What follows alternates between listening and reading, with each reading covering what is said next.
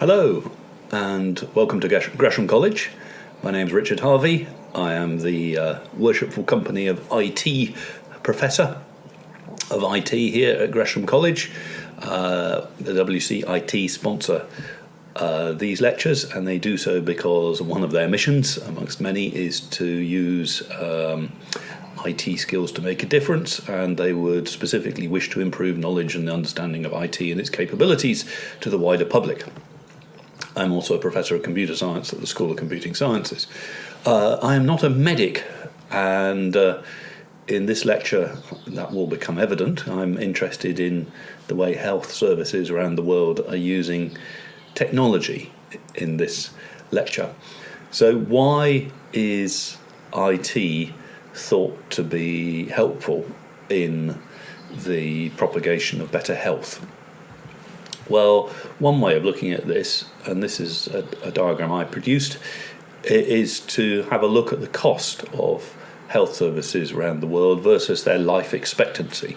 You might regard life expectancy as a sort of primitive measure of effectiveness of a health service. And so on the bottom of this graph, I've plotted cost on a logarithmic scale, please note. And on the y-axis, I've plotted life expectancy. Now, I'm deliberately not expecting you to work out which one of these countries is your own country when watching this, but there's a couple of things, and I've plotted multiple years here, something like 2005 to 2015, I think. So the first thing to say is most countries, which each one of these lines has a positive gradient. As far as I can tell, it's between about half a year per year and 1 year per year.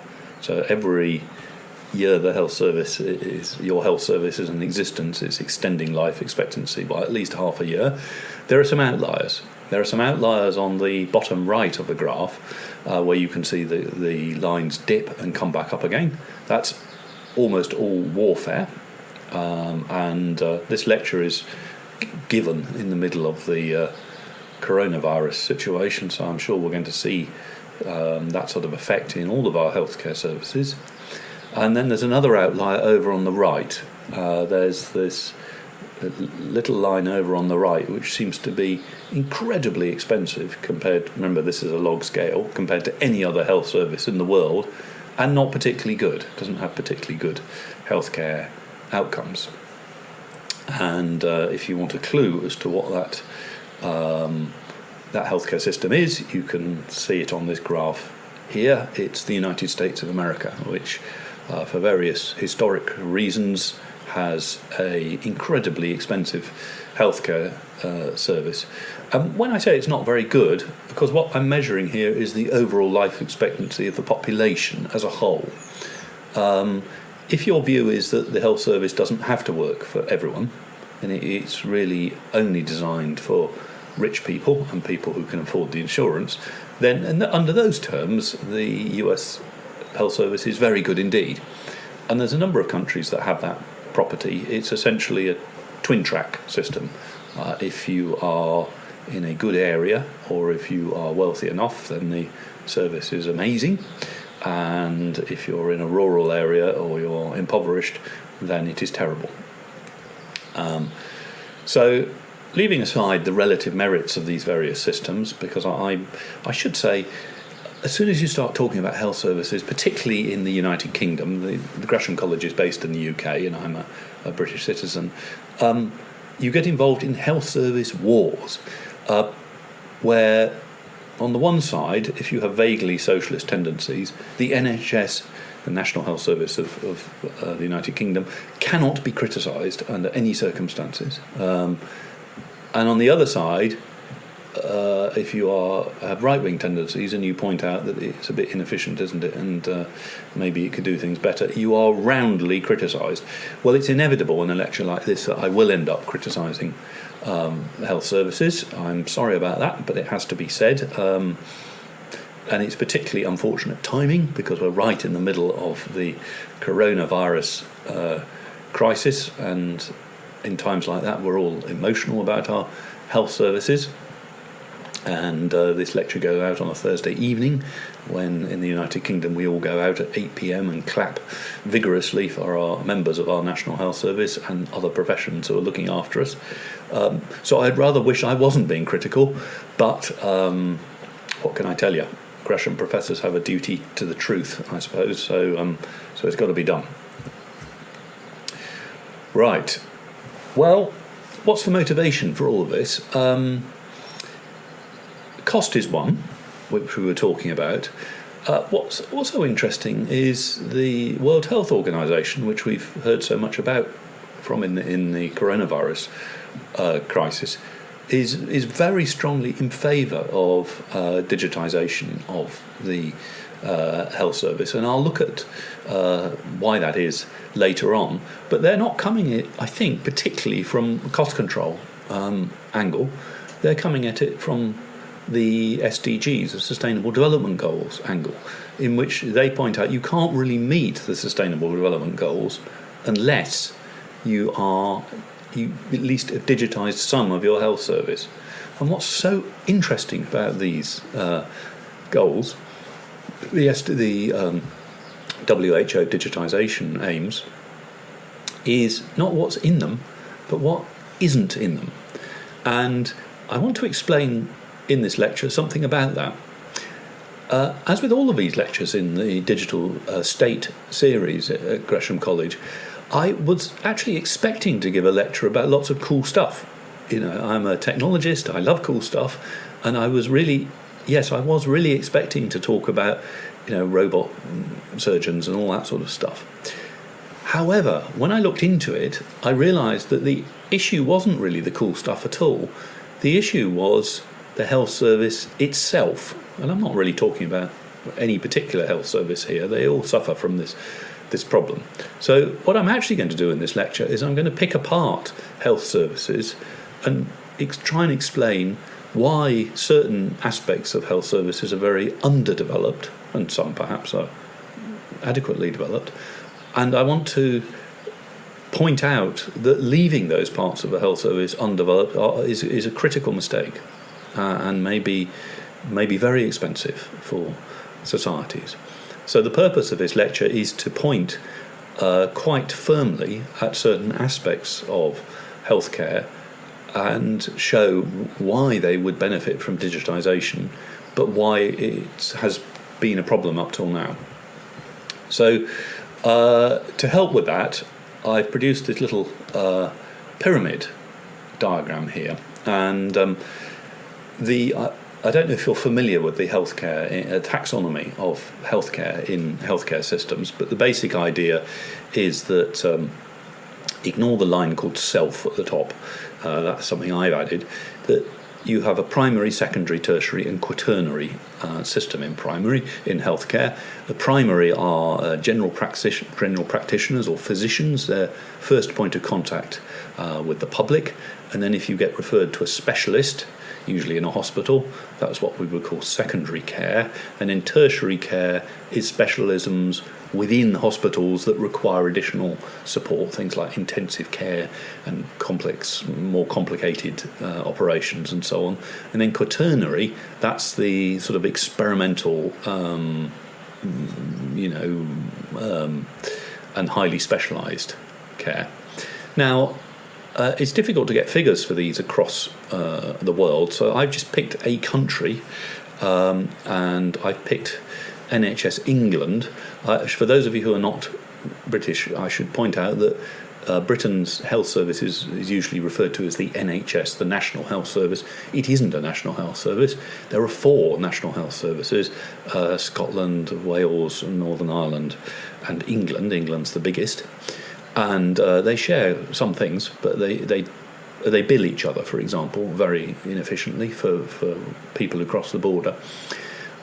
No one knows why we have 4 health services. There doesn't seem to be any evidence that people in Scotland get different types of heart attacks from people in England, but it's a historical, cultural thing, and each person believes that their own health service is better than the other. And so it goes. So I'm just talking about England here just to get some figures. Right. roughly 63 million population in England. Those people make a staggering 300 million visits per annum to primary healthcare providers. It's amazing, isn't it? So if you're one of those people watching this who barely goes to the GP, well, thank you very much, but no one else bothers. So lots of people are in and out of primary care with all sorts of things, although not recently, because we were all banned from visiting the GP. We have to do it another way. And then roughly hospitals are coping with around 6 million visits per annum. So that's why I've drawn this like a pyramid. Now, if I was just to sort of sketch for you the regulatory framework here, you can, broadly speaking, there is very little regulation of health technology when applied to yourself. So I've added this layer called self-care. There's a lot of us, and so there are some legislations. I mean, there are those relating to the selling of products and all those sorts of things, but broadly speaking, it's quite low. Then we go into this highly regulated area, the primary, secondary and tertiary areas, where manufacturers have to meet all sorts of standards, and we'll talk about some of those later. And then we go into when we get to quaternary care, where we have highly experimental care and very, very competent nurses and doctors are in charge, regulation drops again, because obviously you've got very sick people and you're prepared to essentially break the rules a bit to give people a chance of life, quite rightly. So if you think of this from an IT perspective, obviously the two places of market opportunity are self-care, because you've got a large population where you can sell relatively modest priced items, let's say under $100, so you could sell a lot of those. That's a big market. And then you've got quaternary care, where you've got a tiny number of customers, but they'll pay a king's ransom for some whiz-bang piece of technology. So quaternary care is where all of the press action is, if you like. People get very excited by highly experimental treatments, and during the coronavirus you could see some pretty excited write-ups of some things which are really fairly rarefied. And then it's primary, secondary and tertiary, though, where you've got most of the healthcare visits, and that's where technology is less developed, in my opinion. So I'm going to bear that in mind, and despite my interest in talking about whiz-bang technology in tertiary and quaternary care, I'm actually just going to park that a bit, and I want to try and focus on the big parts of the pyramid. Okay, so let's start from the top. Well, this is where we've got all sorts of exciting developments, highly experimental. Who knows where they'll go?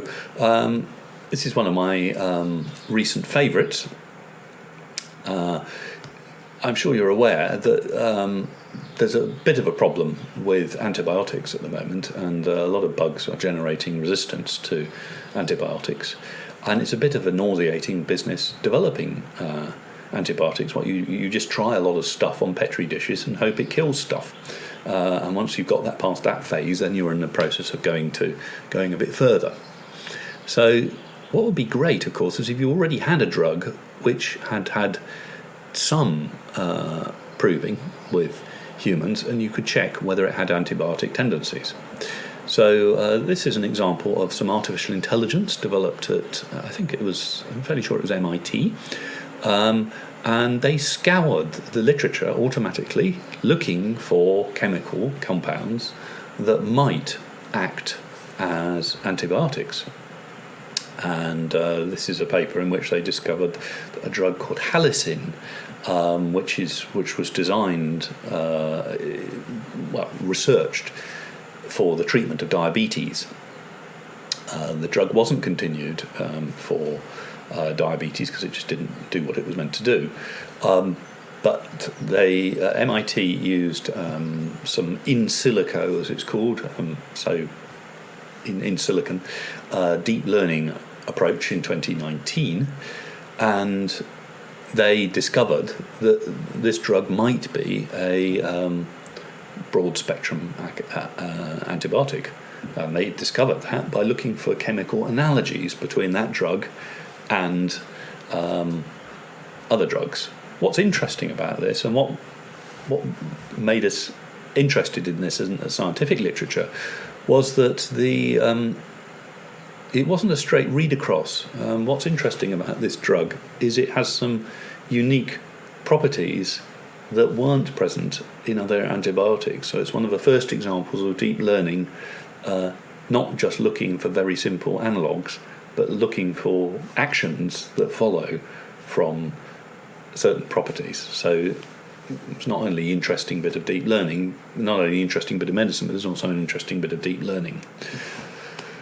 Right, well, if you're interested in deep learning, then there are some other Gresham lectures that talk about that, and I'd just like to park that for the time being and move on to primary care. So primary care, this is general practitioners and nurses dealing with the members of the public. Now the obvious innovation in primary care is one that we've all become rather used to at the moment, which is telemedicine, as it's called. There are various categorizations of telemedicine, but medics love to categorize everything. But I'm not a great fan of this. The idea behind telemedicine is actually quite an old one, and this is one of my favourites. This is a speaking tube. So the idea was that in the old days, doctors used to be called in the middle of the night to come and visit sick patients, either by the patient themselves or some relative or representative of the patient. And it was a flipping nuisance. I mean, one is the person arriving at your doorstep might be themselves diseased or sick, and secondly, you might be able to administer care just by offering comfort, just as today. So what's the solution? Well, the gutter percher speaking tube is the solution, and the respondent would press the doorbell and then speak to you in your bed through the gutter percher speaking tube, and you would then be able to decide whether to put on your nightgown and grab your black bag and go out and treat them, or to presumably tell them to push off. Well, actually, the consultation mechanism doesn't seem to be very well worked out in this advert, which is presumably why gutter percher speaking tubes are not very common today, or possibly because like the rest of us, doctors can't afford to live in large Victorian houses. They only live in small semis on the outskirts of towns. Anyway, the gutter percher speaking tube, one of the first ideas in telemedicine, and not much has changed really. It's just that's all done electronically. We would now perhaps refer to them as online consultations, and they become relatively familiar to us during the coronavirus situation, because of course nobody wants diseased people rocking up in surgeries. So, well, you can take it a bit further. You can combine online consultations with a bit of secure video, a bit of telephony, so you can get audio, perhaps some symptom checkers, a little bit of AI that does some chat with you and triages you and passes you off to the right consultant, allows you to book some drugs and so on, all of which, if you do it right in a systems way, will lead to a pretty successful system. And I'll just play you a quick clip of a publicity video from one of these systems. Being ill is difficult enough, but accessing medical services can be just as inconvenient. Babylon makes healthcare more accessible and affordable by giving you immediate access to medical services like doctors through your mobile phone, tablet or web 24 hours a day, 7 days a week. Book a video or audio consultation in seconds and have it at a time that suits you. Get the most appropriate advice anytime, day or night, by simply answering questions about your symptoms.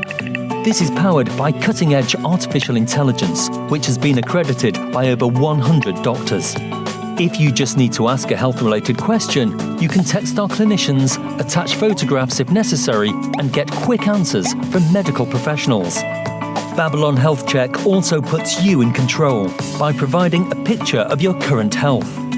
Just answer a few questions and Health Check creates your health report and digital twin, allowing you to explore your health from the inside out and get practical insights to make positive lifestyle changes.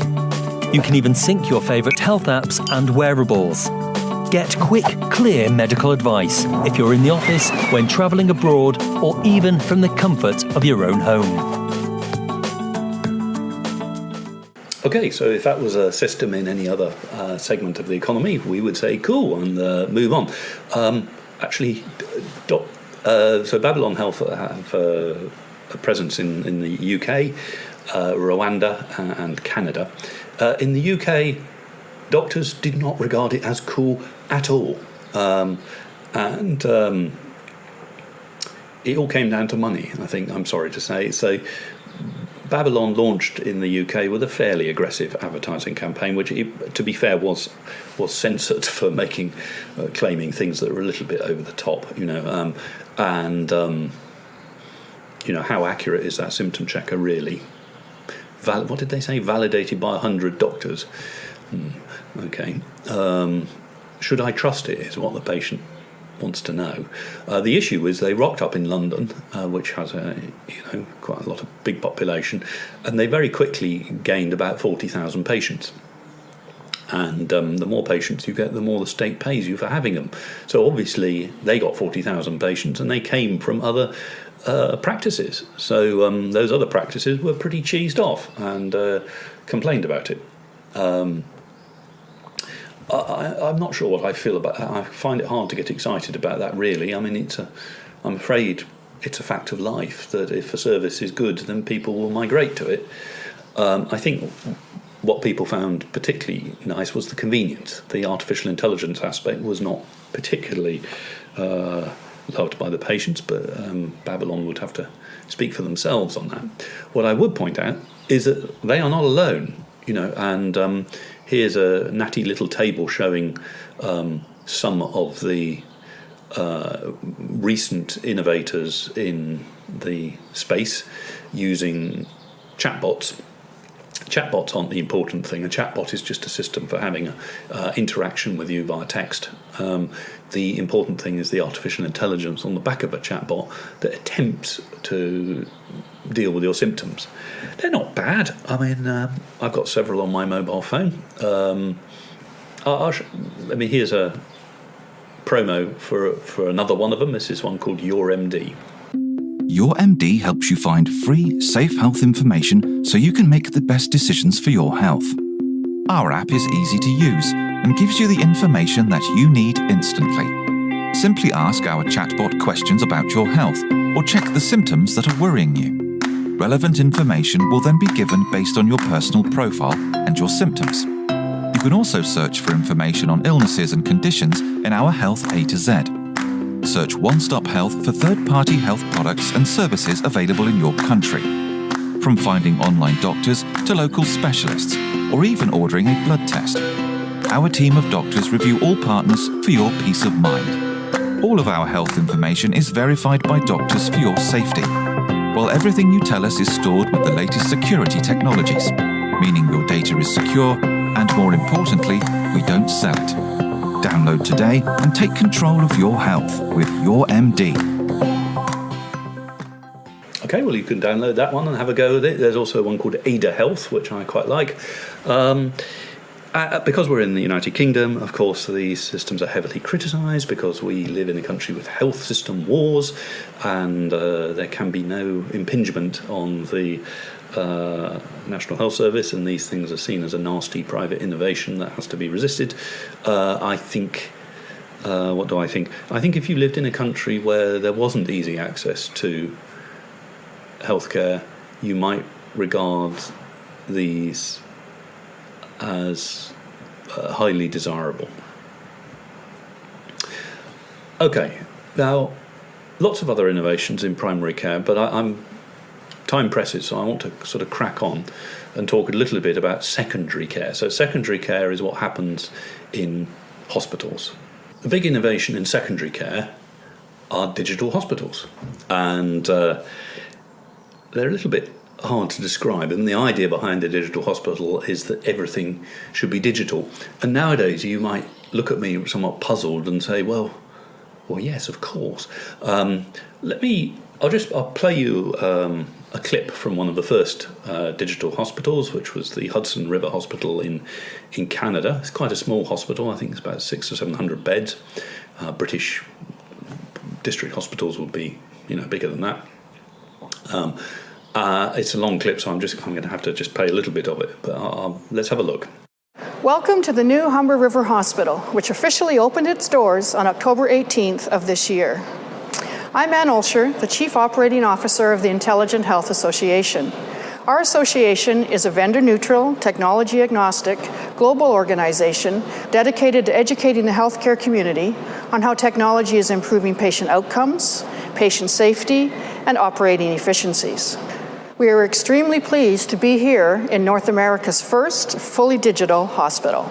Known as Lean, Green, and Digital, this 656-bed facility focuses on using the latest technology to ensure treatment is efficient and effective.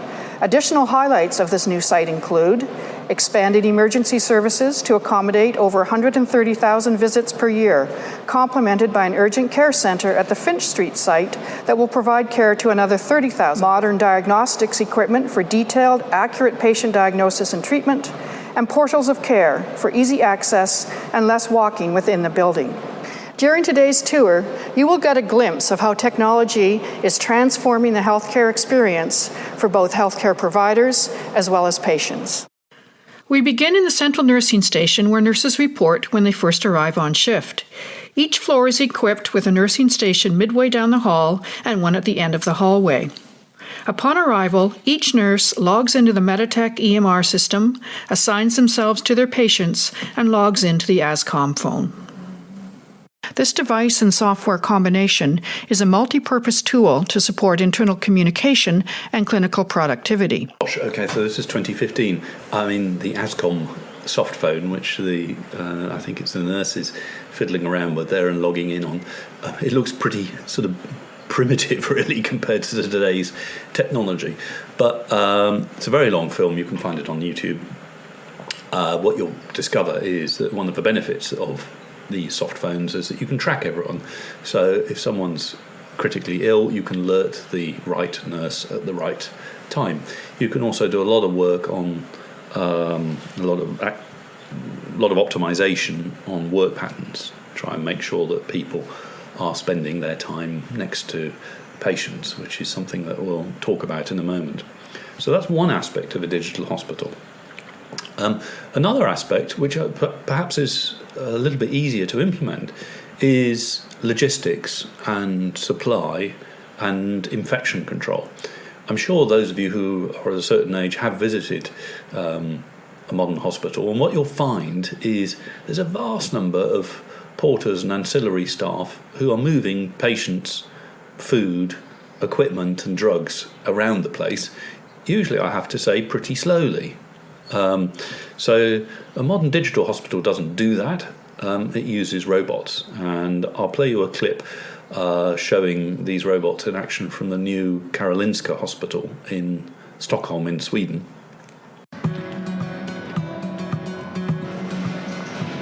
Nya Karolinska Solna-projektet kännetecknas av innovativa lösningar för ett modernt och hållbart sjukhus.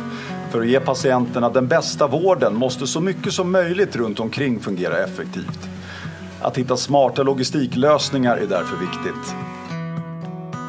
Förarlösa robotar, så kallade AGV:er, Automated Guided Vehicles, levererar till exempel mat, tvätt och läkemedel på det nybyggda universitetssjukhuset. På så sätt så frigörs... Okay, you got the idea, and you also know that the Swedish for automated guided vehicles is automated guided vehicles, very useful.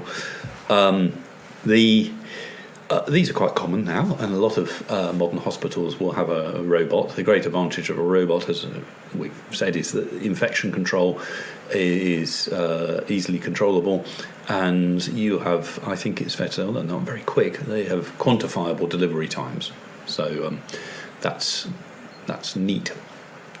The modern ones can interoperate with humans, which is a help, but that said, you usually design a hospital to use AGVs. You usually have a basement floor that's got all your AGVs in and the deliveries, and they shoot up in little service lifts and deliver things to points.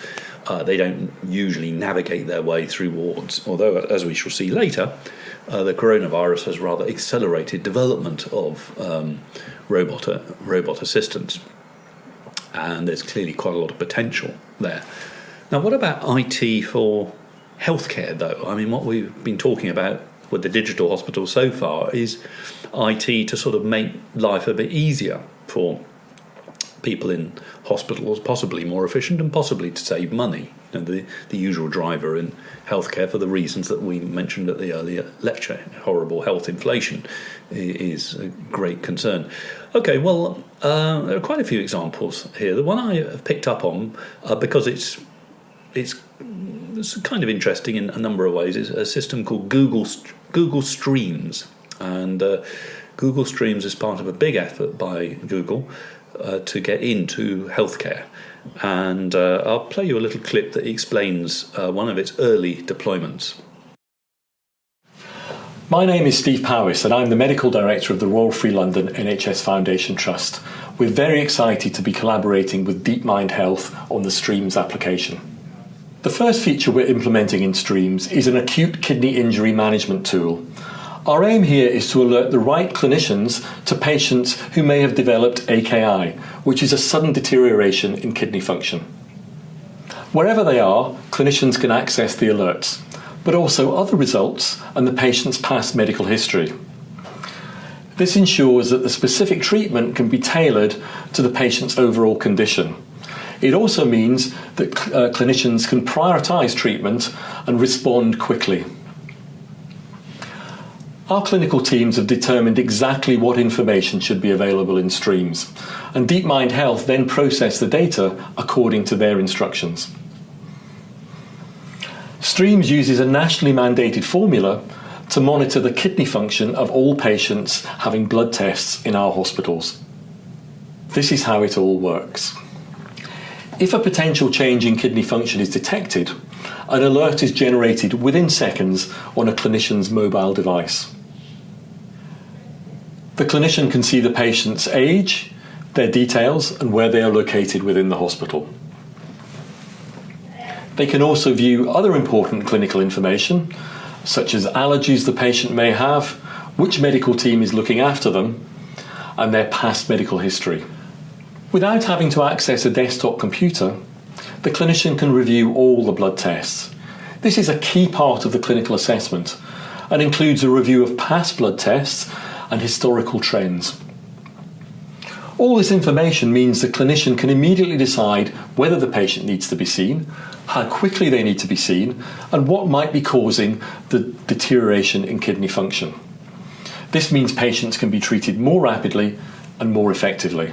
Finally, we believe that this approach might be important in other major causes of death, such as sepsis, where it's also important to provide immediate alerts to expert clinicians.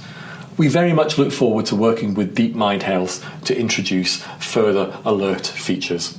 DeepMind Health was the name for the Google AI activity at the time, and this sounds very exciting, doesn't it? And what I'm sure you picked up the critical thing there, which is AKI happens quickly, and it might happen too quickly for conventional healthcare settings to spot. And sepsis is rather similar, I think. The signs are difficult to spot. You need a bit of expertise to spot them.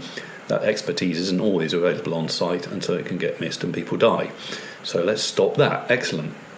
Well, you might have noticed there's a white box in the background of this slide, and that is a deliberate visual metaphor, ladies and gentlemen, because in the background of all healthcare is legislation. You might have noticed Steve Powis, by the way, on the telly recently. He's now the medical director of NHS England. He's frequently on the government briefings. This is the Information Commissioner, who is a notorious busybody and always complaining about things. He wrote to the, I think it was a he wrote to the Royal Free in 2017 accusing them of feeding 1.6 million data points to Google without permission to do so. I'm sure the Royal Free defended themselves, but anyway, the ICO has sweeping powers, and it's usually cheaper and less hassle just to say okay. And of course, the effect of that is to stifle medical innovation. And you might say, well, there are laws in this country, data protection laws and so on, and that's perfectly true. But this does lead to me one of the sort of persistent problems that I feel we should talk about now in this lecture. Particularly the primary and secondary healthcare systems are heavily regulated areas, and there's a cycle that is very problematic in healthcare, which is poor design leads to inquiries, leads to regulation, which leads to slowing of the design cycle, which leads to poor design, and so on and so on. It's not the virtuous circle that you find in the rest of the IT industry, where there's a rapid cycling of design with frequent interaction with customers. There's a horrendous gap and slow feedback in normal times in the health service, which leads to a lot of problems. Now, some of these are very well known, and if you're interested in the first one, which is bugs in hospitals, not viruses and bacteria, but computer bugs, then there's a fascinating lecture given by my predecessor, Martin Thomas, and Harold Thimbleby. Harold's an expert on software design. About that, all of these issues are common. Let's just pick up some of them. So, bugs. Well, I don't want to spend too long on this because these have been well covered. One interesting one that has become a sort of case study for undergraduates in computer science was the Therac 25 system. It's a radiographic system, so that it would either take images of you or irradiate you with a dose of radiation. The idea being that a high dose of radiation would kill the tumour. It kills the flesh as well, but it differentially kills the tumour, and so it cures you. The early versions of this system had a mechanical interlock that made it impossible to irradiate people with dangerous amounts of information while you were imaging them. That interlock was removed and replaced with an electronic interlock, which failed, and 6 people died. And it became a legendary case study for a whole variety of reasons. If you're interested in the transcript, I've given an example of the language it was written in, and you don't need a PhD in computer science to realise it's completely unintelligible language, and it is therefore, in my view, highly unsurprising that somebody who has never been identified, who wrote this program, and apparently there was no evidence of any qualification in that person or following any approved software methodology. It's hardly surprising that, given all of that, the system was a disaster. Amazingly, given that,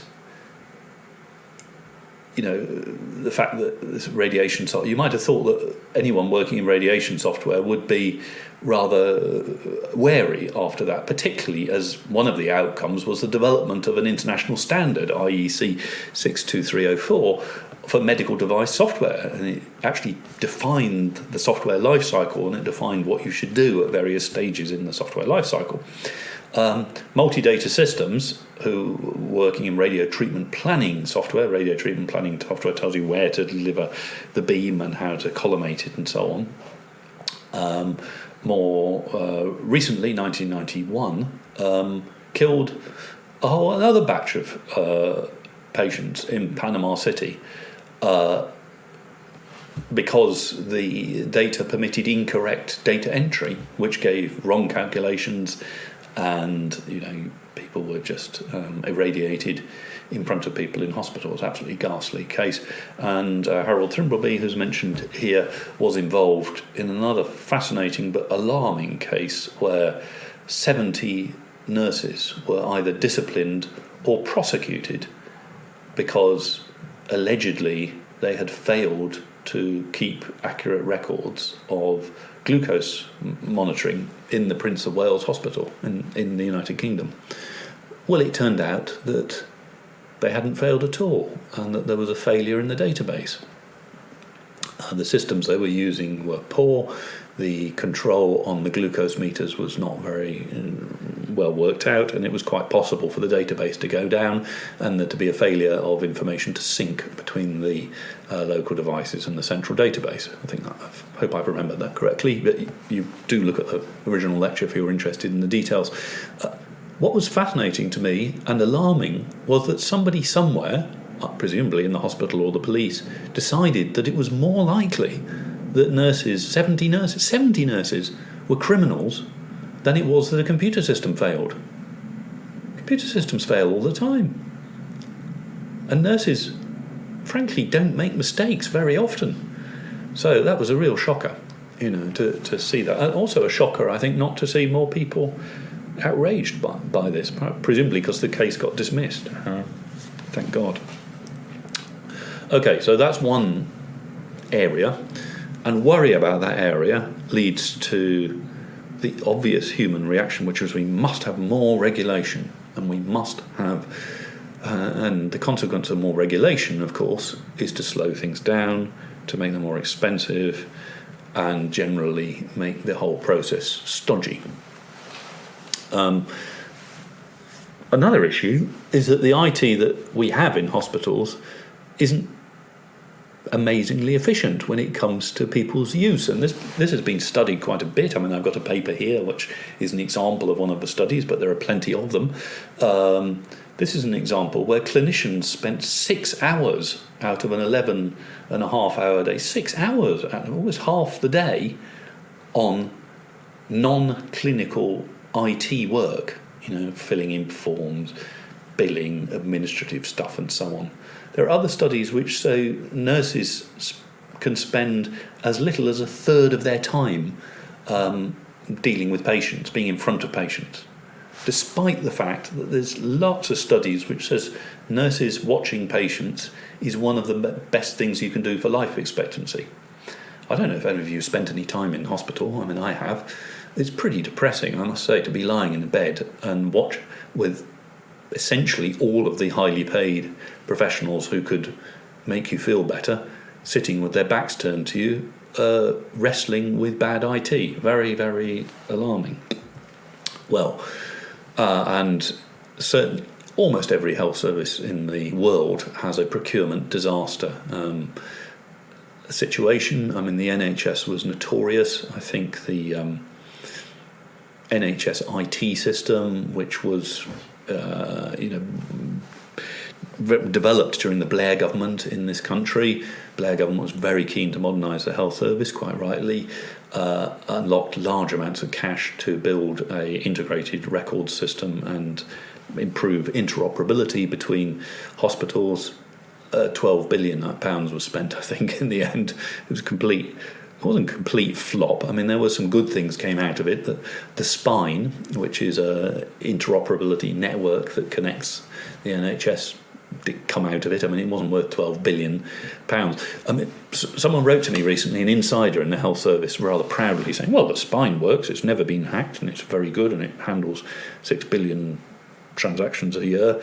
And I thought, well, it sounds good, doesn't it? I wonder how big that really is, And obviously NHSX or NHS Digital, as they used to be called, I think, very proud of this, and rightly so. It's good to have a system that works. It's about the same size as PayPal. Now, you should be proud of PayPal. It's a good system. Why not? But it's not amazing on a global scale. It's big, but it's not vast. It's a doable bit of IT. The comparison with PayPal is interesting, by the way. PayPal, I think, employ about 25,000 people just to run that system. I do not know how many people work in NHS Digital, but I'll lay a bet that it is not that many. Okay, and that leads us to the fact that there isn't a national IT system in this country, and we're not alone in this, leads us to tremendous problems of interoperability. And this graph is taken from a paper which attempts to show the probability that your patient records would be able to be read if you came from a neighbouring region to that point on the graph. So you can see where it's red, then there's a reasonable likelihood that somebody could actually read your records. This is particularly problematic in the UK, where for rare operations you're expected to move around the country, and what you usually do if you've ever spoken to anyone who's got a rare disease, well, they'll move around the country lugging with them a great big long set of paper, because they need to take every letter that everyone's ever written to them. If you have the misfortune ever to go private in this country, you will find that not only are your records completely inaccessible to the NHS, your consultant, who probably earns most of his or her money in the NHS, will actually block the transfer of records. They have to have their permission asked for in order to move it from one system to the other. Presumably because they don't want you losing your £150 for their 20-minute consultation next time you speak to them. So none of these things are very desirable. Okay, so the situation I've sort of got myself into is that really software can't really be trusted in life-threatening situations. Procurement is very poor, and the IT infrastructure, therefore, is very poor. So you've got these little outcrops of interesting IT, but really anybody who works in IT would, if you were offered the contract to build hospital-wide or system-wide systems, if I were you, I would turn it down, because there's not much money in it, and there are other sectors where you could work and be better appreciated. And the regulation and obsession with security, I mean, this is a peculiar thing with the NHS, but the obsession with security is not helpful.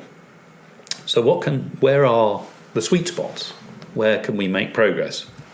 Okay, well, simulation is one area that might be attractive, and I'll show you just a short clip of what I mean. But obviously medical education is a big area, and computers have had a long, quite distinguished history in medical education. What you obviously need is a sort of robot patient who you can experiment on, and it doesn't matter if you kill them. Well, here's an example. Hi, I'm Hal. I'm the world's most advanced pediatric patient simulator. I help healthcare students and professionals improve their skills in pediatric care.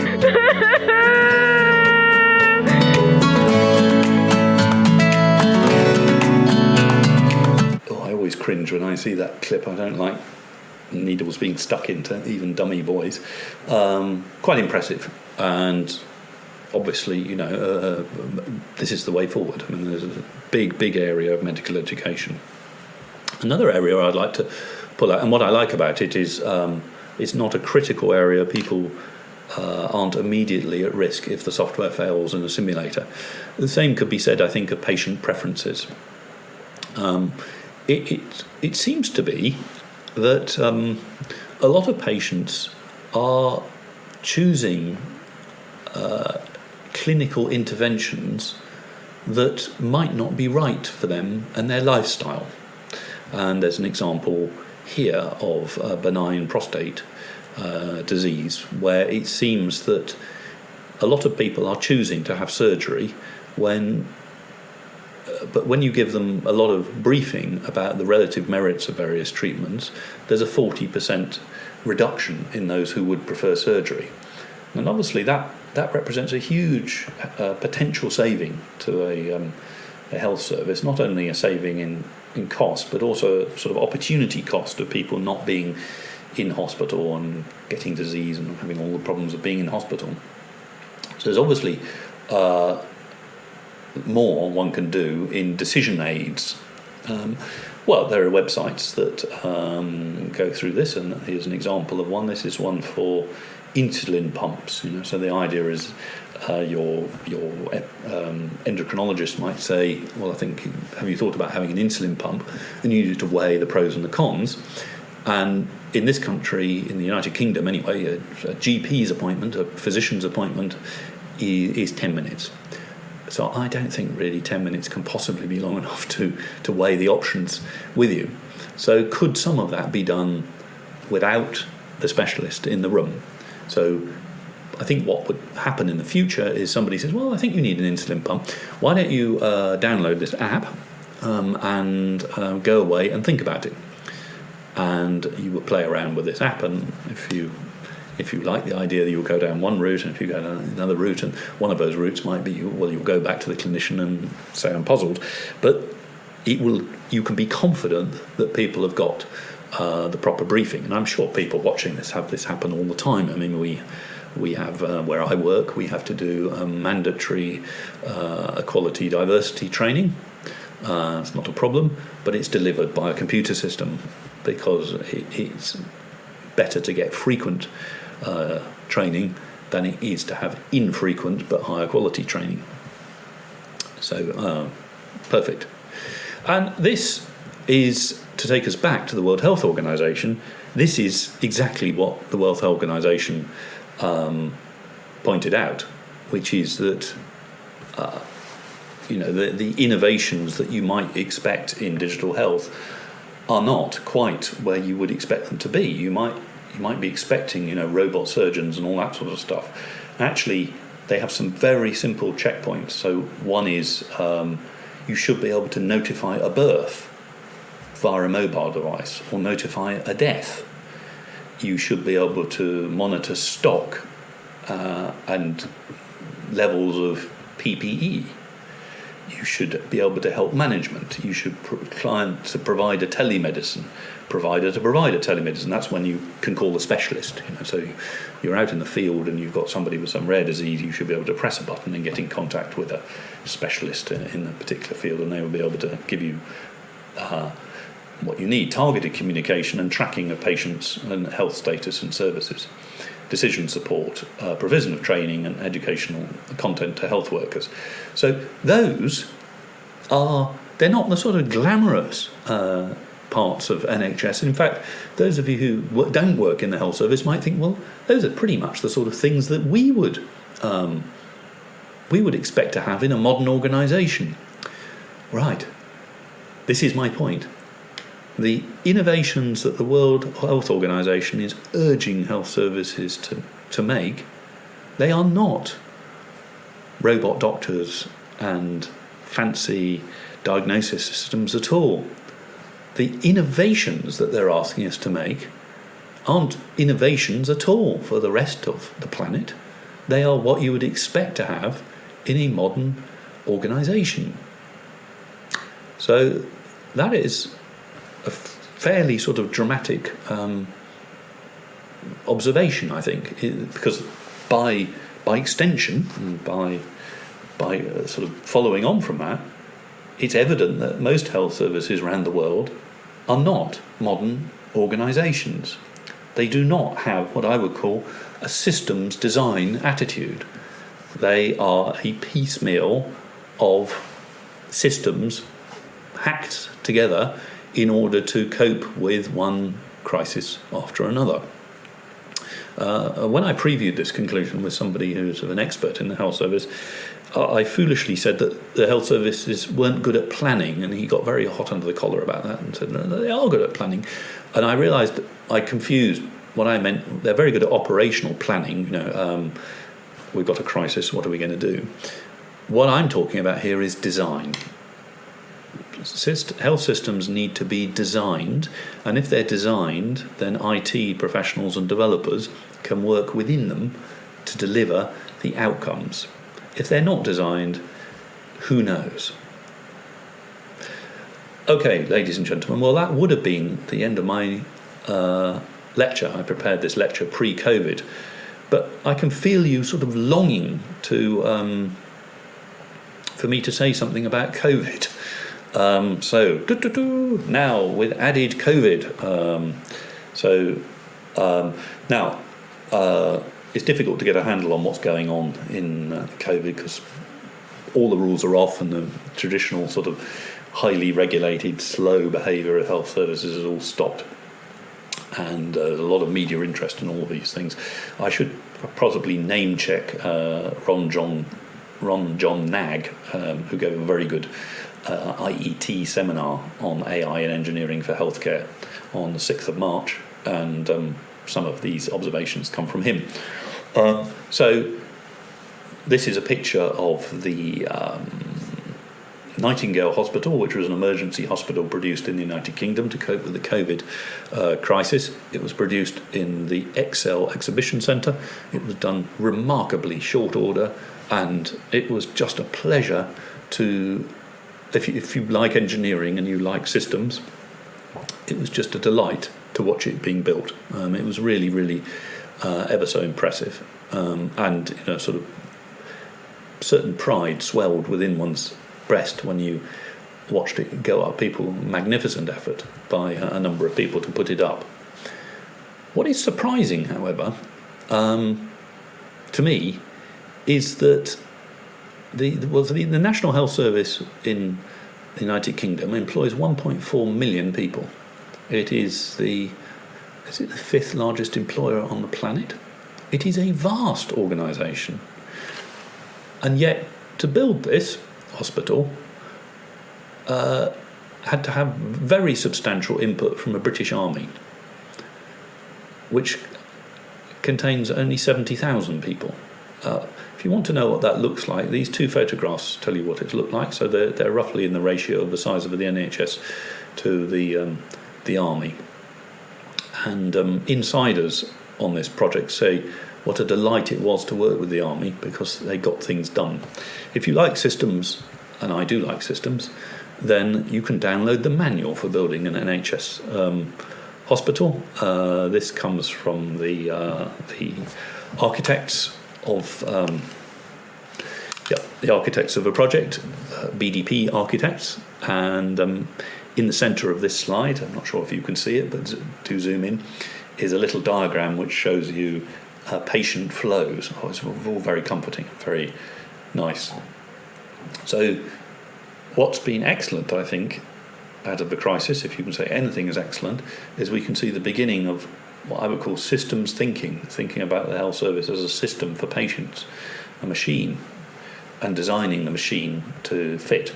As it happened, these hospitals weren't required, but I think there's an issue here, which I'm using this physical example to bring out, which is the system could do with some improvements. Now, what about the pandemic, and what's the role of IT? Has IT done anything? Seems to have taken rather a back seat, doesn't it? Well, the fact we're all working from home, and society hasn't fallen over, the networks haven't fallen over, the mobile phone system has still worked, the power system still works. Those are all triumphs of IT. And of course, like all great IT, it's all happened silently and nobody's really noticed because nothing's fallen over. That's the consequence of systems design. That people thought about capacity beforehand and they were able to configure around. There aren't any IT versions of the Nightingale Hospital. Right? The capacity was there in advance. It had been designed into the system. Right, but what about the pandemic itself? Well, I suppose the first interesting observation is that IT actually predicted the pandemic before anyone else. So this is a paper by Blue Dot AI, who are a Canadian company. During the SARS and Zika crisis, the founder of Blue Dot became concerned that we weren't very good at tracking and predicting the outbreaks of new disease.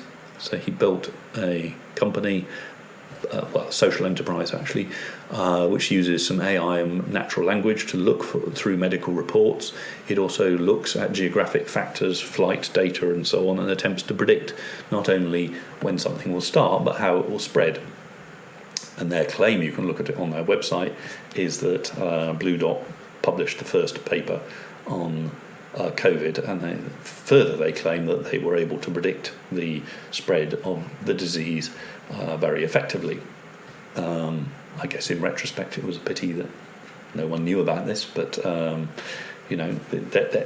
what, from my point of view, there's obviously some potential in that sort of technology. Disastrous event prediction has quite a good history in IT. Looking for the pre-shocks, if you like, of some sort of system earthquake is something that exists in a number of sectors. I worked on a system in leak detection, for example, that looks for tiny little signs that a big catastrophic leak is about to happen. So there's one area. The other area is early warning signs of the disease itself. So we've all discovered that it can be very tricky for people to know, particularly young people, to know whether they've got the disease. And they need to know whether they've got disease because they might pass it on to people like me, where it will be very serious. So I'm very keen on this. A couple of approaches here. One is the Aura ring, OURA, which is a wearable which measures your heartbeat. And the West Virginia University Rockefeller Neuroscience Institute have been involved in that project. And the idea there is that you would give this is being tried on medics, so they give them what they call digital PPE, and this photograph is them receiving their digital PPE, which is rings and apps and various other things that monitor their heartbeat. And it's known that your resting heartbeat and a few other things that you can measure is an indicator of whether you have inflammation and possibly the disease.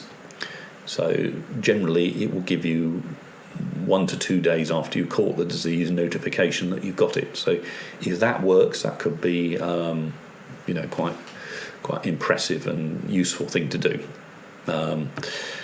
Another product which is working at the moment is GT Cardio. They're a wearables company. I know they've been working with Novolog, which is an Israeli company.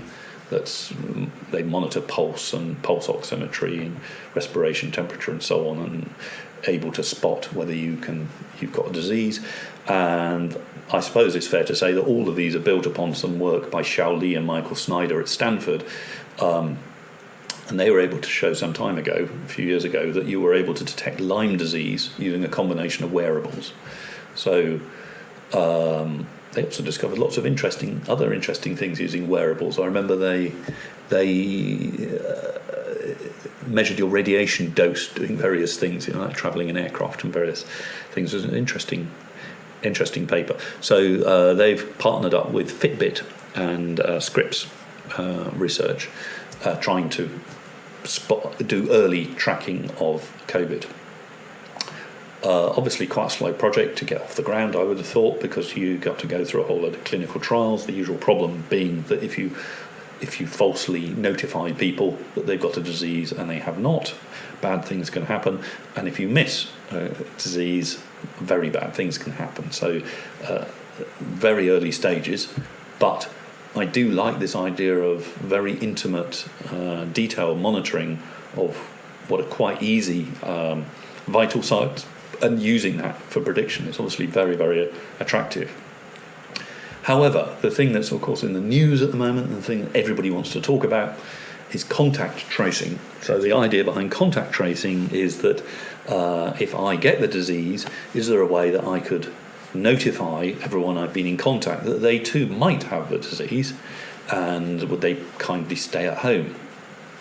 So if you've read the press has been very keen to sort of simplify things, and why not? It's quite a complex process, contact tracing. Perhaps I would sort of think of things running on a continuum. So on the right-hand side, we have countries like South Korea, and what South Korea have done is contact tracing using mobile telephony, purchase cards, and it doesn't require an app at all. What it requires is a spy service. And if you're not queasy about such things, then you just allow your government to track you, and they can do the contact tracing for you. That's a highly centralised system, not popular in any of the sort of more antique democracies, I think it's fair to say. Then over on the left-hand side, we've got the sort of decentralised approach. And the decentralised approach is my app comes into contact with your app through Bluetooth. They exchange some sort of cryptographic key, which will later allow an infected person to contact me directly and say, you might be infected. So the cryptography of that was looked at some time ago. I remember there was a paper by John Crowcroft, I think, on distributed crypto that allows you to do this quite neatly. And this is the idea that Google and Apple are rather keen on, because they don't like the idea of governments looking at your data. Very strange to hear that from Google. I mean, Google haven't had any queasiness about looking at your data themselves. But anyway, I see where they're coming from. Not all governments are benign. So they haven't built an app, by the way, Google and Apple. What they've built is a what's called an API, or an interface to the operating system. It's a little bit tricky because, at least in Apple's iPhone, the Bluetooth isn't on all the time. It's only on if the app is on. This is one of the rows that's happening with the French government and Apple at the moment. French government's probably somewhere in the middle on this spectrum. French government is operating on some fairly severe legal constraints and not being able to track people's phones, so without their permission. So they would like very much Apple to keep the Bluetooth on, and Apple think, no, we don't want to, thank you very much. And then Britain is going for a more centralised system, where there's a centralised database that will keep a record of everyone. Now, obviously, the centralised system is very attractive to sort of, what's the word, people who want to know what's going on. If you have a health service that needs to plan, then a centralised system is very attractive because it tells you where you've got the disease, and it allows you to take action. So I live in Norwich, which had a very low incidence of disease, and lowest in the UK, in fact. So maybe you don't need to put a ring of steel around Norwich. We can go about our daily business, whereas the citizens of London, all have to be constrained within the M25 or something. So that's a operational issue. The issue on centralised versus decentralised is probably twofold. One is, do you trust your own government? The other, I think, is how long will data be destroyed? I should say one of the issues is that not everyone has a smartphone. So when you account for the uptake of smartphones, which is high but not enormous, you need very high adoption of this in order to be confident that this is going to have big, dramatic effects on on the spread of a virus. And people are talking about 80% adoption. That's based on a study on Oxford study on assuming, I think, 56% people had mobile phones.